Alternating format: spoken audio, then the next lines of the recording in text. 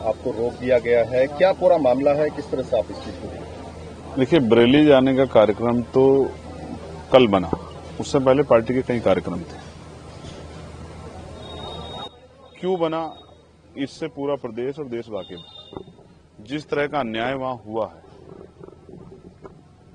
पहले अधिकारियों में और आम जनता में सामंजस्य बनता था चीजों को संभालने के लिए। भाई, लोकतांत्रिक व्यवस्था है, अगर कहीं कुछ गलत हुआ है तो लोग विरोध करेंगे।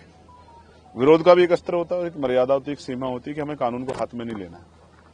लेकिन जिस तरह से हमें दिख रहा है कि सामने वाली छत से पत्थर आ रहा है और आरोप आप किसी और पे लगा रहे हैं और फिर लाठीचार्ज हो रहा है। 82 से ज्यादा लोग जेल चले गए हैं, 2000 लोगों पे मुकदमा हुआ है। जहां तक मैंने देखा, मैंने कई जगह की घटनाएं देखी, हालांकि मैं सहमत नहीं हूं कि पुलिस में और आम लोगों में टकराव, क्योंकि पुलिस भी हमारा हिस्सा, इसी सोसाइटी का हिस्सा है और वो हमारी प्रोटेक्शन के लिए, कानून व्यवस्था संभालने के लिए है, लोगों को न्याय दिलाने में मदद करने के लिए। लेकिन इस तरह कोई घटना बड़ी दिखाई नहीं दी कि पुलिस के साथ कोई सामने टकराव हो रहा है। जबकि उत्तर प्रदेश में कई ऐसी बड़ी घटना हुई है जहां पुलिस को मजबूरी में पीछे हटना पड़ा है। हमारे सामने फतेहपुर का उदाहरण है कि वहां मकबरे पे क्या हुआ था। ये जो भय का माहौल वहां बना है, लगातार मेरी वहां के बहुत जिम्मेदार लोगों से बात हो रही। 17 तारीख को हमारा सम्मेलन था, वहां मैं गया था।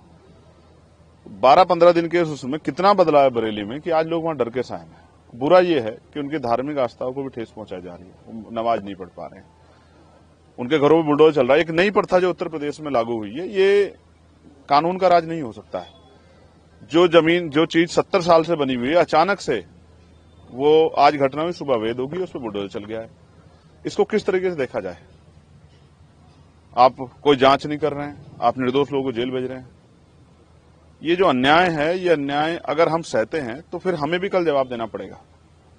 वो सुना ना आपने, जलते घर को देखने वाले, फूंस का छप्पर आपका है, आग के पीछे तेज हवा है, आगे मुकद्दर आपका है। तेरे कत्ल पे मैं भी चुप था, मेरा नंबर अब आया, मेरे कत्ल पे तू भी चुप है, अगला नंबर आपका है। ये कल, आज जो वहां हो रहा है, कल उत्तर प्रदेश के किसी और जिले में भी होगा। कब तक चुप्पी रखेंगे? मेरे पास बहुत काम है। लेकिन जब वो अन्याय हुआ और वहां के लोगों ने मुझसे अपील की कि आपको आना चाहिए, आप सब लोग बड़ी बड़ी बातें करते हैं, लेकिन मुसीबत में कौन आता है साथ, ये देखने की बात है। तो मेरी ये जिम्मेदारी बनती है कि आज जाके उनका हाथ पकड़ूं, उनके आंसू पूछूं, उनकी आवाज बनूं, उनके साथ जो अन्याय हो रहा है उसको लोगों के सामने लाऊं। और मैं करूंगा क्या जाके वहां? मैं कोई भीड़ तो जुटा नहीं रहा, मैं जाके पीड़ितों को सुनूंगा।